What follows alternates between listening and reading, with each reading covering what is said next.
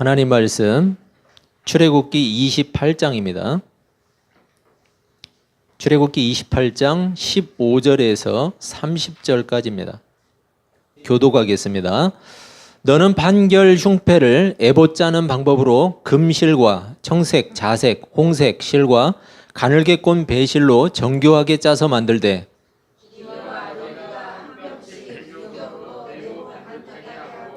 그것에 네 줄로 보석을 물리되 첫 줄은 홍보석, 황옥, 녹주옥이요. 셋째 줄은 호박, 백만호, 자수정이요.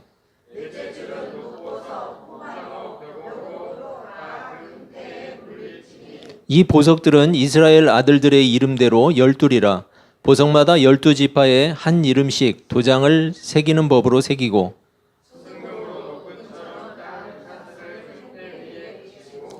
또 금고리 둘을 만들어 흉패 위 곧 흉패 두 끝에 그 두 고리를 달고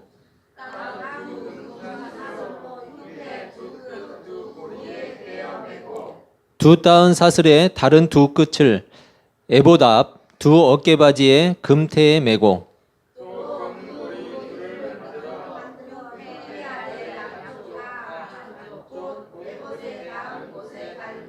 또 금고리 둘을 만들어 에봇 앞 두 어깨바지 아래 매는 자리 가까운 쪽 곧 정교하게 짠 띠 위쪽에 달고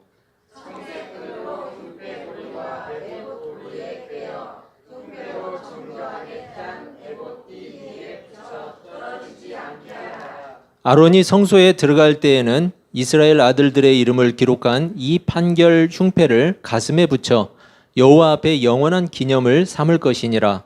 너는 우림과 둠밈을 판결 흉패 안에 넣어 아론이 여호와 앞에 들어갈 때에 그의 가슴에 붙이게 하라. 아론은 여호와 앞에서 이스라엘 자손의 흉패를 항상 그의 가슴에 붙일지니라. 아멘. 여러분 반갑습니다. 네, 인사 한번 하시죠. 예, 반갑습니다. 이제 날씨가 많이 더워지고 있죠. 예, 또 건강 관리 잘 하시고, 안 그래도 여기저기 아프신 분들이 많은데, 건강 관리 잘 하시길 바랍니다.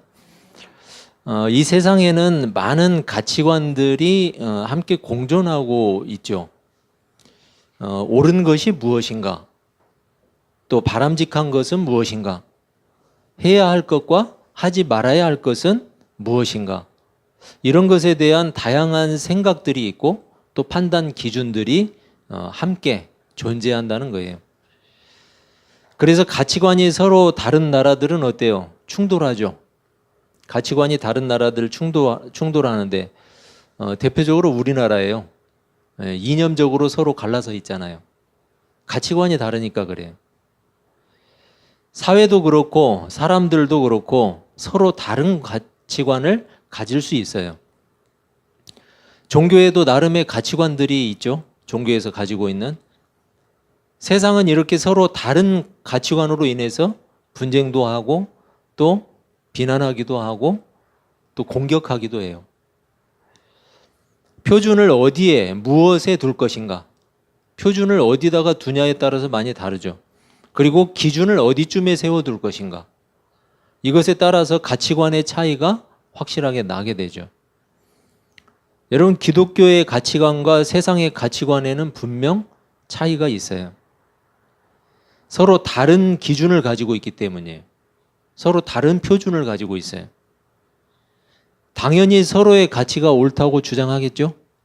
서로 옳다고 주장해요. 바로 그 시점에서 우리 기독교가 고려할 점이 있다고 저는 생각이 돼요. 왜냐하면 이렇게 서로 다른 가치관을 가지고 있으면 분쟁이 있고 부딪히기 마련이에요. 그럴 때 우리 기독교는 어떻게 해야 할까? 바로 이 지점에서 고민하는 사람들이 많이 있죠. 기독교의 가치관으로 세상의 가치관을 굴복시키는 것이 옳은가? 여러분 옳은 것 같아요? 아닌 것 같아요? 그럼 반대로 세상이 기독교를 굴복시키는 것은 정당한가요? 아니에요. 그럼 어떤 게 옳은 거예요? 두 경우 모두 바람직한 일이 아니죠. 그리고 그런 시도로는 서로를 굴복시킬 수가 없어요. 누가 굴복해요, 거기에? 여러분, 박해가 심하면 심할수록 기독교가 과거에 부흥했던 거 아세요?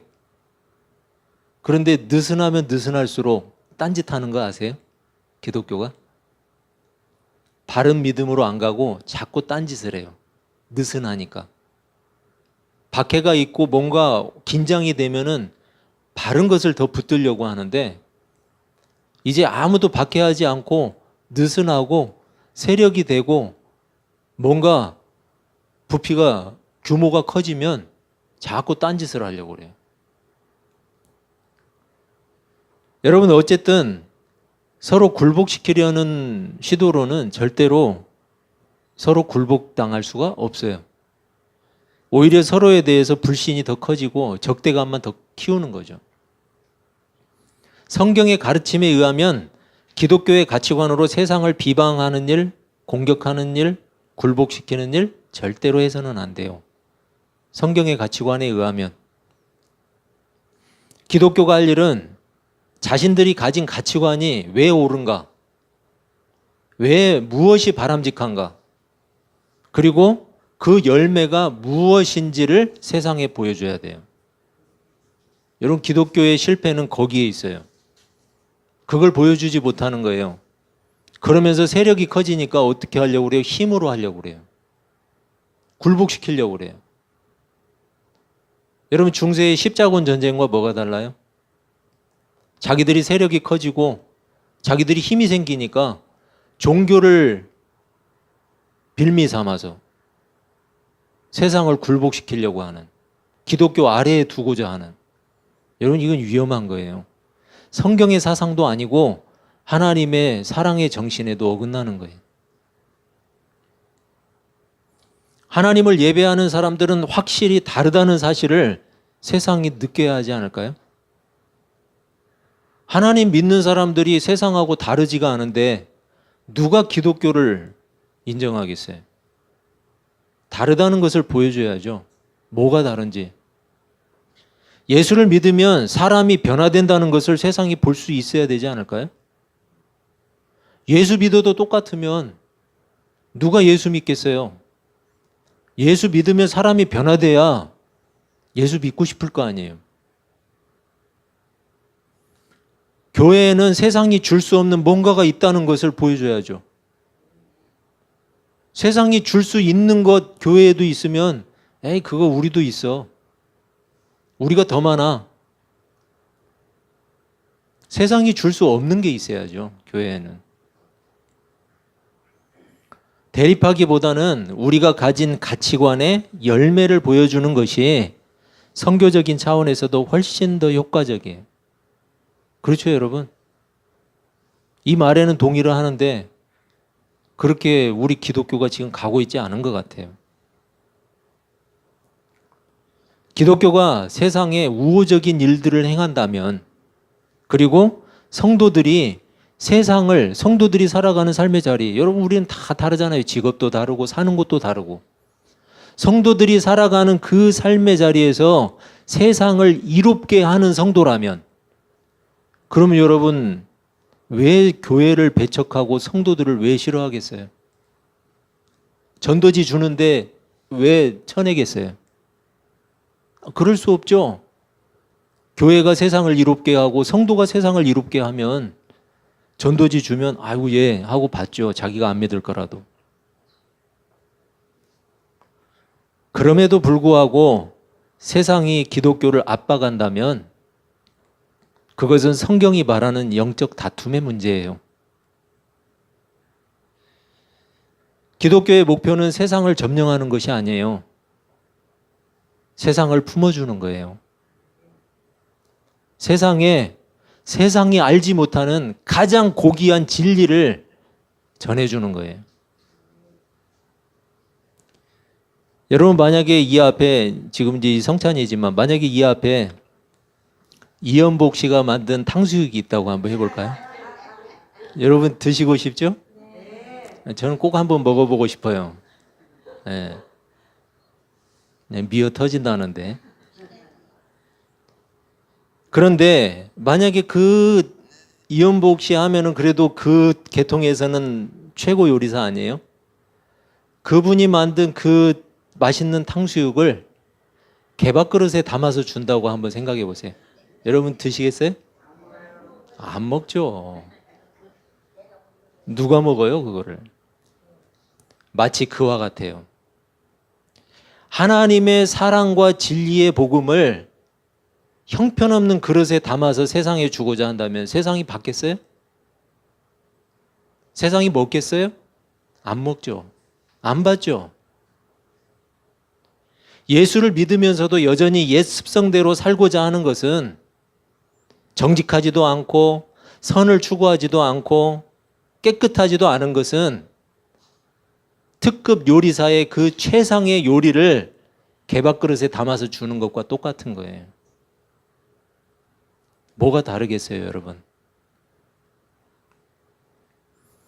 그래서 그리스도인들의 절대적인 가치, 최고의 가치, 바로 하나님의 뜻이에요. 그래서 그리스도인들은 하나님의 뜻대로 살아야 되는 거예요. 내 뜻대로 사는 게 아니에요. 그래서 뭐 그렇다고 무책임하게 살란 이야기가 아니에요.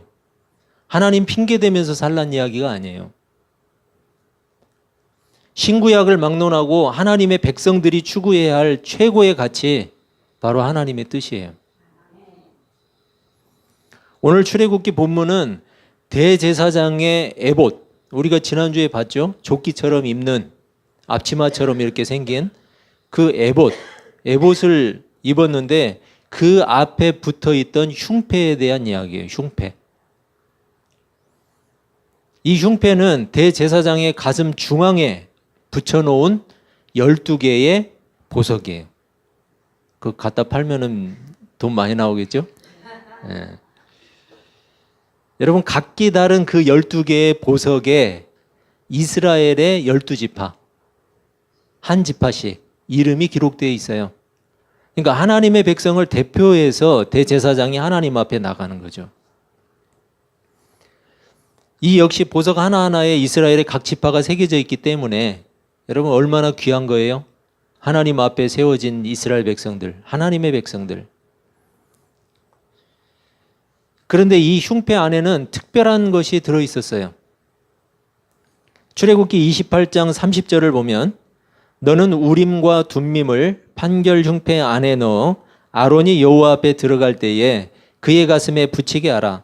아론은 여호와 앞에서 이스라엘 자손의 흉패를 항상 그의 가슴에 붙일지니라. 여러분 뭐가 들어있대요? 우림과 둠밈. 예, 다소 우리 언어로는 생소하죠?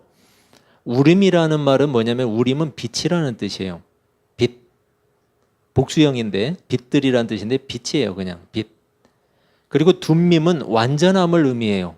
완전함.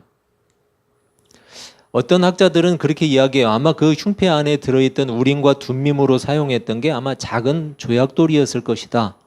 이렇게 추정하는 사람이 있어요. 그런데 아무도 본 자가 없기 때문에 몰라요. 예, 그렇게 추정하는 거예요. 그냥. 아무튼 뭔가가 들어있었어요. 우림과 둠밈이라고 상징되는 물건이 들어있었어요. 그럼 이것은 어디에 사용되느냐? 하나님의 뜻을 물을 때 사용되는 거예요. 과연 어떤 일에 대해서 옳고 그름을 하나님 앞에 물을 때, 하나님께 물을 때, 그리고 해야 할 일인지 아니면 하지 말아야 할 일인지 하나님의 뜻을 물을 때 사용된 것을 성경을 통해서 알 수 있어요. 바로 우림과 둠밈, 마치 제비 뽑기를 하듯이 하나님의 뜻이면 우림이 나오고 하나님의 뜻이 아니면 둠밈이 나오고 뭐 이런 식으로 제비 뽑기 하듯이 이렇게 뽑았다는 거죠. 여러분 제비 뽑기가 뭔지 아세요? 아시죠? 왜 제비 뽑기예요? 날아다니는 제비예요? 아, 얘라고 하는 분이 있네. 예, 그게 아니고 이제 어떤 분이 그렇게 추정을 하는데 우리 말로 이게 종이를 접는 접이죠, 접이. 예, 접어놓은 거, 접이 뽑기가 그런 게 있잖아요. 뭐 칼잡이라고 하는 게 칼제비라고 이렇게 발음이 되잖아요. 그래서 아마 접이가 제비로 바뀌어서 제비 뽑기 이렇게 됐을 것이다. 이렇게 이야기를 하더라고요. 그러니까 여러분 하나 배웠죠? 예, 날아다니는 제비를 뽑는 게 아니에요. 예. 이렇게 아무튼 제비 뽑기를 하듯이 우림과 둠밈을 사용했다는 거죠. 이스라엘 백성들의 그 대제사장이. 그러면 여러분 이것은 그냥 개인적인 사사로운 일에 사용했을까요? 아니면 그 이스라엘 민족들의 어떤 거대한 흐름을 위해서 사용했을까요? 이건 당연한 거 아니에요? 개인을 위해서 그냥 개인이 와갖고 나 여기로 갈까요? 저기로 갈까요? 물어봤겠어요? 그게 아니죠. 하나님의 뜻을 구하고 그 뜻대로 행하는 것. 여러분 하나님의 백성들에게 대단히 중요한 문제였어요. 아브라함을 보세요. 아브라함은 기적적으로 얻었던 자신의 아들 이삭을 나중에 어떻게 해요? 죽여서 하나님 앞에 제사를 드리려고 제물로 드리려고 그랬어요? 왜요? 왜 그랬어요? 그렇죠. 그렇죠. 하나님이 원하셨잖아요. 하나님이 나에게 다오 했어요. 그러니까 즉시 데리고 가서 제물로 드리려고 그랬어요. 미쳤죠? 미쳤잖아요. 자기 아들을 제물로 드리려고 하니까. 누가 자기 아들을 제물로 드리겠어요? 그런데 그 아들을 주신 분이 누구예요? 하나님이셨어요. 이미 이 부부가 같이 잠을 자가지고는 아들을 낳을 수 없는 상태였어요. 그런데 하나님이 주셨어요, 이삭을. 아브라함이 그걸 알았어요. 아브라함이 드리고 싶었겠어요, 제물로? 드리고 싶지 않았겠죠. 그렇지만 이 아들을 하나님이 주셨다라는 것을 안 거예요. 그래서 드린 거예요. 하나님이 달라고 하니까. 근데 결국은 안 죽였잖아요. 하나님이 살리셨잖아요. 여러분 하나님의 뜻을 중요하게 생각한 거예요. 아브라함이. 다윗을 한번 볼까요? 블레셋과의 싸움을 앞두고 있었어요. 블레셋과 이스라엘 백성들은 항상 원수처럼 으르렁거리던 사이였어요.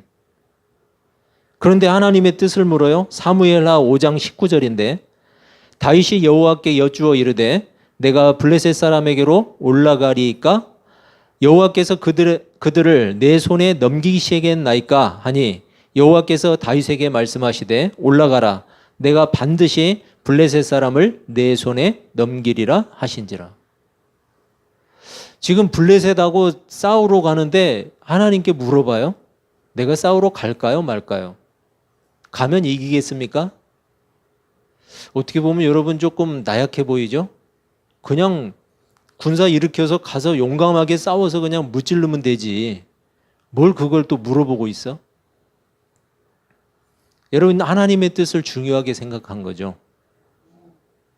그리고 하나님이 나의 도움이라는 것을 안 거죠. 다윗의 시편을 보세요. 여호와는 나의 목자시니 내게 부족함이 없으리로다. 항상 하나님을 높이고 하나님을 찾고 하나님을 의지하는 또 하나님께 여쭙는 그런 백성이었어요. 다윗이 그렇다고 대단한 사람이었어요? 아니요. 다윗도 연약한 인간이었어요. 범죄하고 하나님 앞에 몹쓸 짓을 했던 그런 인간이었어요. 하지만 그의 태도만큼은 항상 하나님을 의지하는 하나님의 뜻을 구하는 사람이었어요. 여러분 다윗 왕이 서기 전에 사울 왕이 있었죠? 사울 왕을 한번 볼까요? 엉뚱한 결정을 하는데 사무엘상 28장 6절이에요. 사울이 여호와께 묻자오되 여호와께서 꿈으로도 우림으로도 선지자로도 그에게 대답하지 아니하심으로. 여기 우림이 나오네요. 그죠? 여러분 이것을 통해서 우리가 알 수 있는 건 뭐예요? 이스라엘이 전쟁에 나갈 때 하나님의 뜻을 묻고 여러분 국가의 중대한 일 아니에요? 대제사장의 그 흉패 안에 들어있는 우림과 둠밈을 통해서 하나님의 뜻을 묻는 거예요. 우리가 싸우러 갈까요, 말까요? 이기겠습니까? 묻는 거죠. 그런데 우림으로도 선지자로도 그에게 대답하지 아니하심으로 사울 왕에게 대답하지 않았어요. 하나님이. 뭔가 사울이 잘못했겠죠. 사울 왕은 잘못 가고 있었어요. 잘못된 결정들을 하고 있었어요. 여러분, 하나님이 이렇게 하나님의 뜻을 보여주지 않으니까 얼마나 불안했겠어요, 사울 왕이. 그러니까 어떻게 해요? 사울 왕이 신접한 여인을 찾아가요. 이스라엘에서 절대로 금하는 신접한 여인을 찾아갔어요. 하나님의 뜻을 알지 못하니까 사울이 두려웠던 거예요. 예수님 역시 하나님의 뜻을 이루는 일이 이 땅에 오신 최고의 목적이었어요. 피할 수만 있다면 십자가의 길을 피하고 싶었어요. 예수님은. 그래서 기도했어요. 겟세마네에서. 하나님, 이 잔을 내게서 옮겨주십시오. 할 수만 있다면. 하지만 그게 아버지의 뜻이라면 기꺼이 받겠습니다. 결국은 아버지의 뜻대로 되기를 기도하셨어요. 그렇다면 하나님의 백성인 우리에게도 하나님의 뜻은 항상 최고의 가치일 수밖에 없죠. 그리고 실제로 우리를 향하신 하나님의 뜻은 항상 선하세요. 우리가 알지 못해서 그렇지, 우리가 미처 발견하지 못해서 그렇지, 하나님의 뜻은 항상 선해요. 항상 옳아요, 하나님이. 항상 거룩하세요. 완전하세요. 따라서 오늘 본문에 등장하는 우림과 둠밈은 모든 일의 결정이 여호와 하나님께 있다는 사실을 알리는 거예요. 하나님의 백성들에게.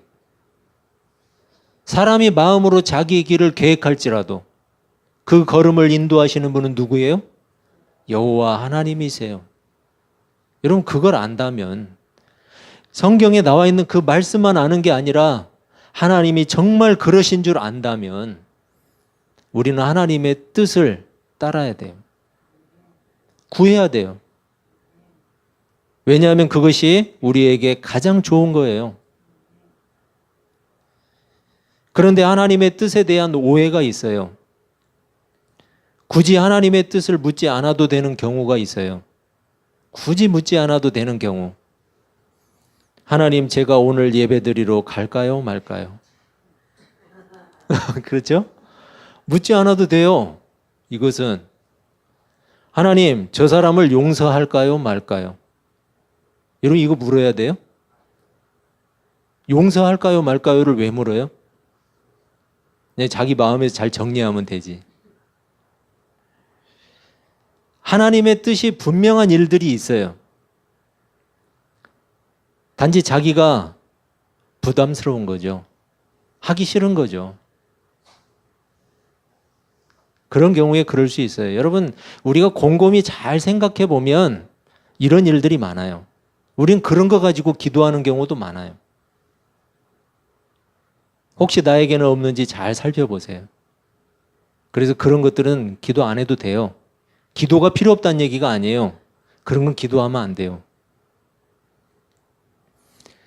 여러분, 기도를 하는 것도 마찬가지예요. 하나님의 뜻을 구하고 그 뜻에 순종하기 위한 것이 기도예요. 그렇죠, 여러분? 하나님의 뜻을 구하는 것이고, 그리고 그 하나님의 뜻에 순종하기 위한 것이 기도란 말이죠. 그렇다면 하나님의 뜻, 그리고 순종을 위한 믿음을 구하는 게 기도예요. 그런데 많은 사람들이 자신의 뜻을 관철시키기 위해서 기도를 해요. 그거 옳지 않아요, 여러분. 그건 기도라고 말할 수가 없죠, 엄밀히 말하면. 하나님께 자신의 뜻을 통보하고, 그리고 강요하고, 여러분, 이게 어떻게 기도가 될 수 있겠어요? 내 뜻을 강요하는 것이, 내 뜻을 통보하는 것이, 하나님, 나 이렇게 결정했어요, 알아서 하세요. 이건 기도가 아니죠, 여러분. 기도는 인격적인 거예요, 여러분. 대화예요. 하나님과 대화하는 거예요. 그런데 그 중에 누가 더 옳아요? 하나님이 더 옳잖아요. 그러면 나는 틀렸는데 하나님 오르신 분이 하나님의 뜻을 좀 주세요. 이게 기도예요. 나는 이런데 하나님 뜻을 좀 주세요. 주시면 하나님 뜻에 순종할 수 있도록 믿음 좀 주세요. 여러분, 이게 기도예요. 그런데 자신의 뜻을 통보하는데, 강요하는데 기도랍시고 사용한다면 여러분, 이런 식의 기도를 계속하는 것은 하나님을 무시하는 거예요. 결국은 하나님의 뜻을 거부하는 것과 똑같은 거예요. 하나님 뜻 싫으니까, 내 뜻 이러니까 하나님 알아서 하세요. 째세요. 이거하고 똑같은 거죠. 나 몰라요. 그거하고 똑같은 거 아니에요? 여러분, 하나님의 뜻을 알기 위해서 신자가 해야 할 일은 세상의 삶의 방식을 버리는 거예요. 세상의 가치관을 버리는 거예요. 그렇다고 세상의 가치관이 다 틀리다는 이야기는 아니에요. 옳은 것도 있고 우리와 겹치는 것도 있어요. 그렇지만 내가 기존에 살아가던 육신의 방식을 이야기하는 거예요. 그래서 이제는 어떻게 해야 돼요? 거듭난 삶의 방식, 변화된 가치관, 이것을 따라야 돼요. 여러분, 제 말이 아니에요. 성경 말씀이에요. 로마서 12장 2절. 너희는 이 세대를 본받지 말고 오직 마음을 새롭게 함으로 변화를 받아 하나님의 선하시고 기뻐하시고 온전하신 뜻이 무엇인지를 분별하도록 하라. 데살로니가 전서 4장 3절은 이렇게 말씀해요. 하나님의 뜻은 이것이니 너희의 거룩함이라. 분명히 성경이 말하고 있어요. 하나님의 뜻이 무엇인지. 너희의 거룩함이라. 여러분, 하나님의 뜻은 뭔가 신비롭고 대단한 것이 아니에요. 세상의 방식과는 다른 성경의 가치를 따르는 거예요. 그게 하나님의 뜻이에요. 범사에 감사하는 거예요. 그게 하나님의 뜻이라고 말하고 있어요. 선을 행함으로 고난받는 것을 기뻐하는 거예요. 선을 행하는데 고난이 따라요? 기뻐하래요. 그게 하나님의 뜻이래요. 다시 사람의 정욕을 따르지 않고 하나님의 뜻을 따라서 육체의 남은 때를 살라고 권면하고 있어요. 그게 하나님의 뜻이래요. 성경이 우리에게 가르쳐 주는 거예요. 사람의 뜻을 본받지 말고 육체를 따르지 말고 정욕을 따르지 말고 하나님의 뜻을 따라서 너희의 육체의 남은 때를 살아가라. 그렇게 하나님의 뜻을 위해 사는 사람들에게 성경은 또 이렇게 칭찬하고 위로하고 있어요. 요한일서 2장 17절. 이 세상도 그 정욕도 지나가되 오직 하나님의 뜻을 행하는 자는 영원히 거하느니라. 여러분, 우리에게 위로를 주는 말씀이잖아요. 이스라엘 백성들에게 우림과 둠밈은 중요한 결정에 대한 판단 기준이었어요. 그리고 그것은 하나님의 뜻을 구하는 것이었어요. 하지만 백성들의 사사로운 일까지 우림과 둠밈을 사용하지 않았어요. 다시 말해서 백성들의 삶에는 이미 하나님의 말씀이 기준이었어요. 굳이 여러분, 하나님의 말씀이 있는데도 불구하고 그거 다 제쳐두고 와가지고 우림과 둠밈으로 한번 좀 여쭤봐 주세요. 이런 사람이 없었다는 거예요. 사람들은 하나님의 뜻을 구하는 것에 대해서 자꾸만 미신적인 개념을 사용하고 있어요. 하나님 오늘 어느 쪽으로 갈까요? 그럼 하나님이 오늘은 동쪽으로 가거라 그래요? 하나님 오늘 누구를 만날까요? 그래, 오늘은 박 사장을 만나라. 하나님이 그러던가요? 하나님 어떻게 하면 돈을 좀 벌까요? 그래, 너는 부동산에 투자해라. 그래요? 어떤 목사를 찾아가면 제 질병이 나을까요? 그래, 저기 있는 저 목사가 더 영험하니까 거기 한번 가봐라. 그래요? 아니라고 해도 자꾸 우겨요. 아니라고 해도. 그럼 여러분, 제가 한번 이야기했지만 뭐죠? 남묘 호렌개교. 예, 그 발음도 어려운 남묘 호렌개교. 여러분 거기에서 치료받은 사람은 그럼 여러분 어떻게 설명할 거예요? 거기도 가도 하나님 있겠네요? 제발 그러지 마시라고요. 그러면 안 돼요. 여러분 아니라고 하면 아닌 줄 아세요. 성경이 아니라고 하잖아요. 제가 그런 게 아니고. 여러분 하나님이 치료하실 수도 있어요. 하나님은 치료하실 능력이 있어요. 그렇지만 사람에게 능력을 주지 않아요. 사람에게 능력 주는 게 아니에요. 하나님이 치료하시는 거예요. 그러니까 제발 하지 마세요. 안 하면 돼요. 하지 말라는 건. 해봤자 손해예요.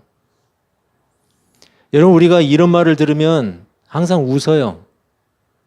그런데 이렇게 웃기는 일들이 그리스도인들 가운데서 실제로 일어나고 있잖아요.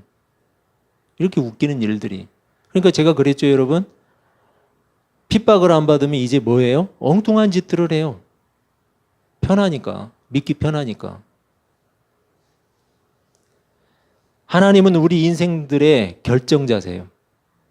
우리 인생길의 결정자예요. 하나님은 성경을 통해서, 교회를 통해서 우리를 인도해 주세요. 그러니까 여러분 교회 열심히 다니면 돼요. 열심히 예배드리면 돼요. 하나님의 말씀 열심히 들으면 돼요. 그럼 하나님이 우리 인도해 주세요. 거기에 열심히 최선을 다해서 해보신 분도 많고 안 해보신 분도 있잖아요.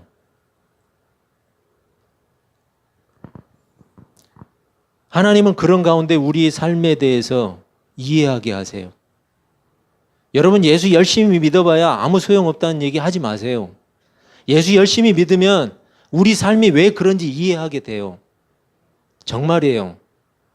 이해하게 돼요.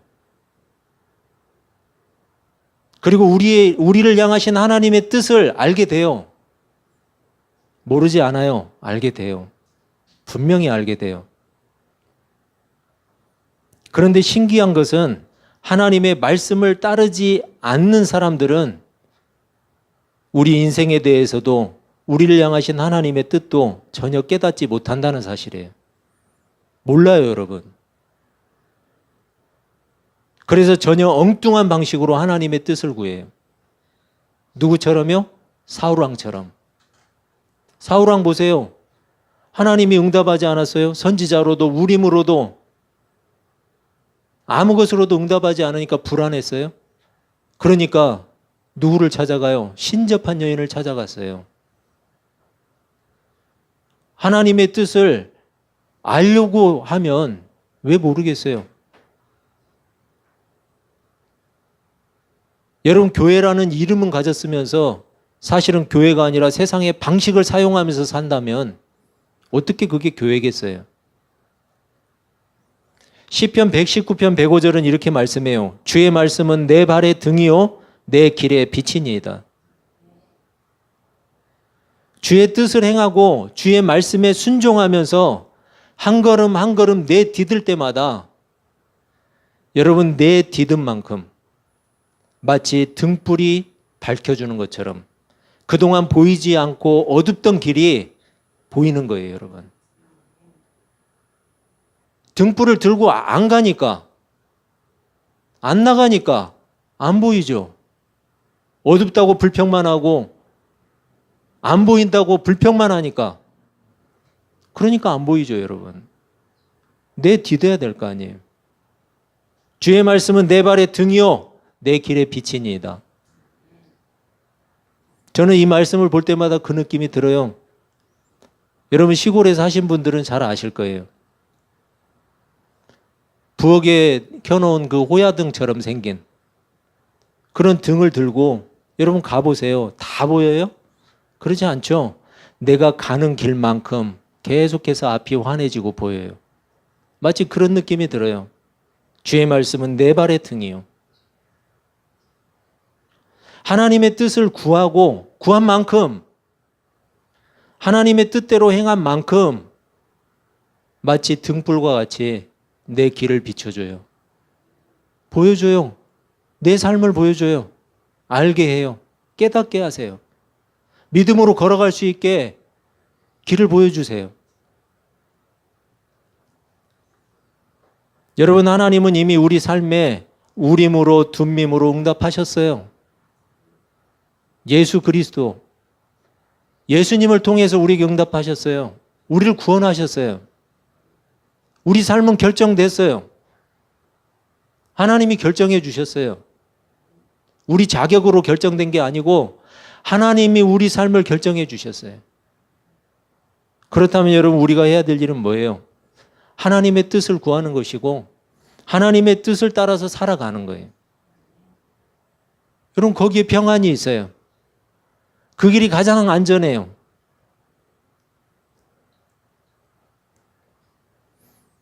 우리가 구하지 않으면, 하나님의 뜻대로 살아가지 않으면 안 보인다는 이야기예요. 불안해요, 여러분. 하나님의 뜻을 행하는 사람은 불안할 수가 없어요. 언제나 하나님의 뜻을 구하고 하나님의 뜻대로 행하는 그런 성도. 그래서 하나님의 말씀을 등불로 가진 그런 복된 성도들이 다 되시기를 주님의 이름으로 축복합니다. 기도하겠습니다.